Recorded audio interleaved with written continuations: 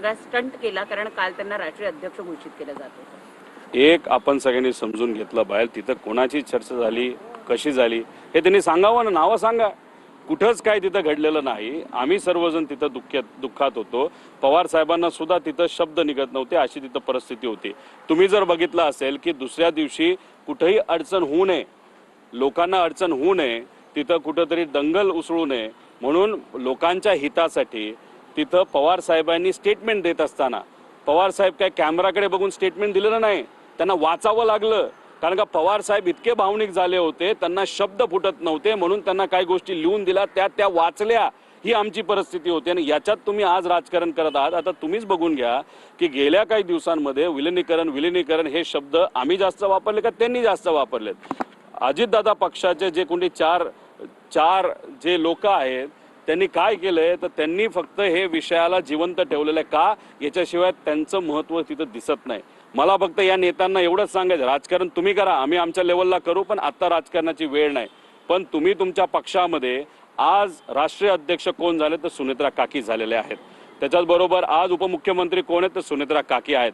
त्यामुळे तिथं वागत असताना स्टेजवर आणि इतर गोष्टीमध्ये जरा सांभाळून वागा. कारण महाराष्ट्र तिथं बघतोय, एक तर महिलांचा आदर ठेवणं हे महत्त्वाचं आहे. आणि दादांची वचक काय होती, दादांचं प्रेम कार्यकर्त्यांवर होतं, आमदारांवर होतं आणि महाराष्ट्रावर होतं. पण या जे काय 4 नेते आहेत त्यांच्या वचक तर नक्कीच दादांचा तिथं होता. अहो काल आम्ही बघत असताना किती वाईट वाटलं. जायला जागा सुद्धा कुठं द्यायची तर ते नेते तिथे ठरवणार.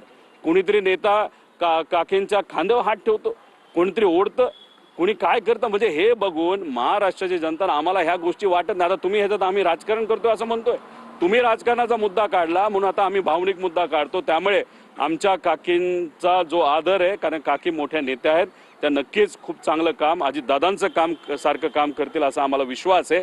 पण जरा सांभाळून वागा आणि सांभाळून त्या ठिकाणी बोला, एवढंच या ठिकाणी सांगतो. पवारांना काल माध्यमांशी काही बोलायचं होतं का, असं दिसलं का तुम्हाला त्या दृश्यांमधून? कारण त्यांना काही नेत्यांनी सांगितलं की पुढचं आम्ही बोलतो, अशी दृश्य सध्या नाही. मी एक तर त्या सगळे भाषणं कुठं ऐकले नाहीत. काकींचं भाषण मी ऐकलं, भाषण ते चांगलं होतं, त्यातून संदेश त्यांनी त्या ठिकाणी चांगला दिला.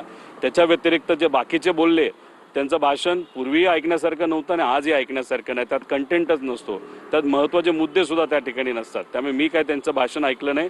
नंतर काय घडलं हे मला तरी त्या ठिकाणी माहीत नाही. पण एक आहे की सुनेत्रा काकी या सक्षम महिला आहेत, पवार परिवाराच्या एक घटक आहेत.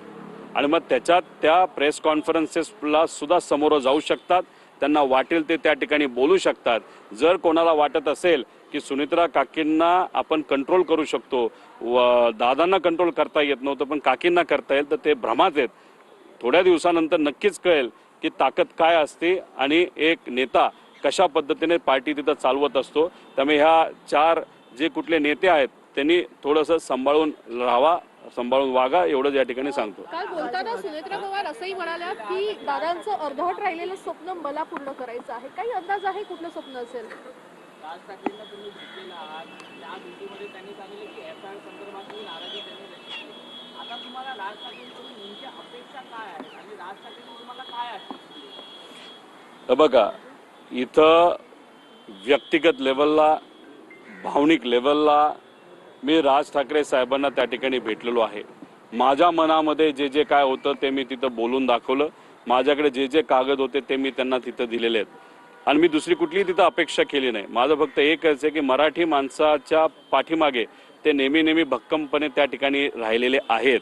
एवढ्या मोठ्या नेत्याकडनं, आणि ते सरळ बोलणारे नेते आहेत, त्यामुळे त्यांच्याकडनं माझी नक्कीच अपेक्षा आहे, मनोमन अपेक्षा आहे. मी बोलून दाखवली नाही.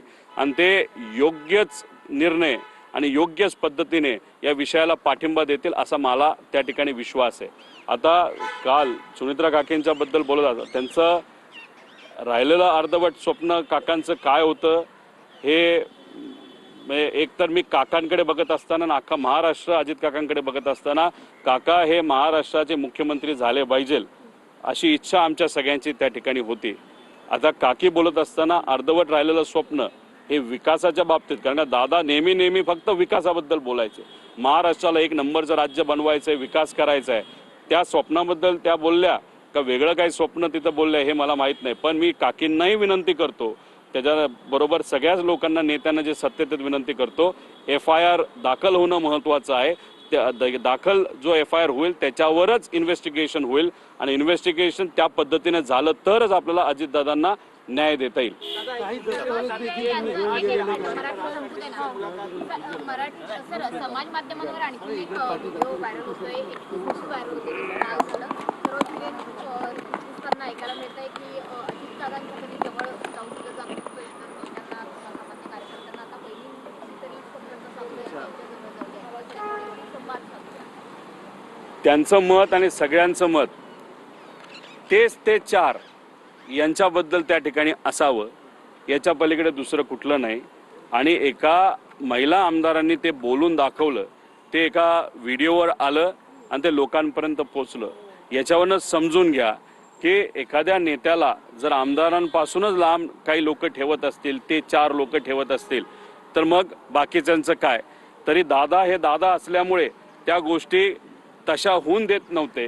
पण तरी जर होत असेल तर काकींनी सुद्धा कुठेतरी सांभाळून राहिलं पाहिजे, एक पुतण्या म्हणून त्या ठिकाणी विनंती करतो. शोकसभेमध्ये जो व्हिडिओ दाखवण्यात आला त्याच्यामध्ये पण अजित पवार यांची कारकीर्द दाखवताना शरद पवार यांचा एकही फोटो दाखवला नाही. आणि दुसरी गोष्ट 2022 नंतरचे अजित पवार दाखवले, 6 वेळा मुख्यमंत्री असलेल्या माणसाची कारकीर्द दाखवताना कमी पडले.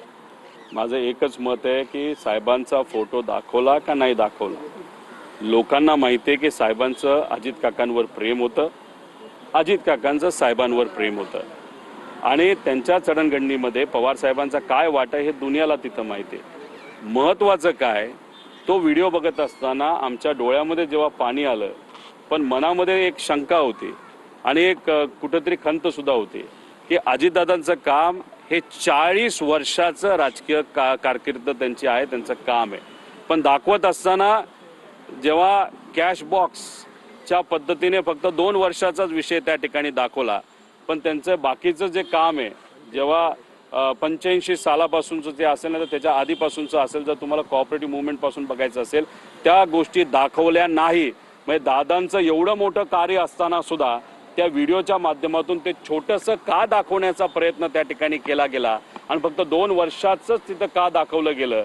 म्हणजे कुठंतरी एखाद्या एजन्सीनी काय केलं हे दाखवण्याचा ते प्रयत्न करत होते, कॅशबॉक्स जी कुठली एजन्सी असेल, का दादांनी काय केलं हे दाखवायचा प्रयत्न ते करत होते. दादांचं जर खरंच त्यांना दाखवायचं झालं असतं तर कुठेतरी तो व्हिडिओ अजून मोठा आणि अजून चांगला होऊ शकला असता, एक दादांचा फॅन म्हणून आणि एक नागरिक म्हणून मला वाटतं.